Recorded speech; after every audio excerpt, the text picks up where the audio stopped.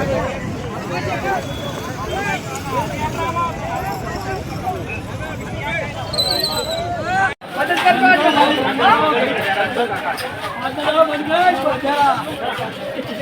બનાસકાંઠા જિલ્લાના ભાભર તાલુકામાં બપોરના સમયે બે વાહન ચાલકો પસાર થઈ રહ્યા છે।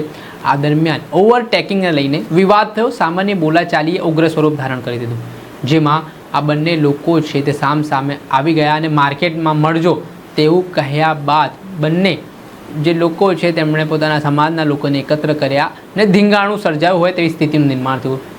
સામે હથિયારો સાથે હુમલાઓની ઘટના સામે આવીને કેટલાક લોકો આ ઘટનામાં ઈજાગ્રસ્ત પણ થયા। આ ઘટના બન્યા બાદ બનાસકાંઠાના સાંસદ જ્ઞાનીબેન ઠાકોર સાથે જ વાવના ધારાસભ્ય સ્વરૂપજી ઠાકોર એક સાથે જોવા મળ્યા। ઠાકોર સમાજના યુવાન ઉપર હુમલો કરવામાં આવ્યો તે મામલે તેમણે બજારો પણ બંધ કરાવી હતી। ત્યારે બીજી તરફ આ મામલે ક્ષત્રિય સમાજના લોકો દ્વારા પણ રેલી કાઢવામાં આવી હતી અને આ ઘટનાના સંદર્ભમાં તેમણે વિરોધ નોંધાવ્યો હતો। તેને લઈને માહોલ ગરમાયો હતો।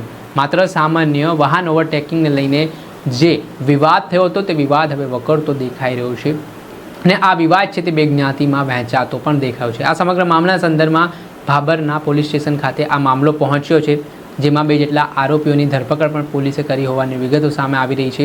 જે રીતે જાહેરમાં તલવારો સહિતના પ્રાણઘાતક હથિયારો સાથે હુમલાની ઘટના સામે આવી છે, કેટલાક લોકોને ઈજાઓ પહોંચી છે। તે મામલાના સંદર્ભમાં પોલીસે ગુનો નોંધીને કાયદેસરની કાર્યવાહી હાથ ધરી છે અને હાલ સમગ્ર વિસ્તારમાં જે જ્ઞાતિઓ વચ્ચે વિવાદ વકરી રહ્યો છે તેને શાંત કરાવવાના પ્રયાસો પોલીસ દ્વારા કરવામાં આવી રહ્યા છે।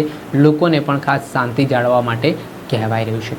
દર્શક મિત્રો, સ્કાયનેટ મીડિયાને આપ લાઈક કરી લો, સબસ્ક્રાઇબ કરી લો અને શેર કરવાનું ભૂલતા નહીં।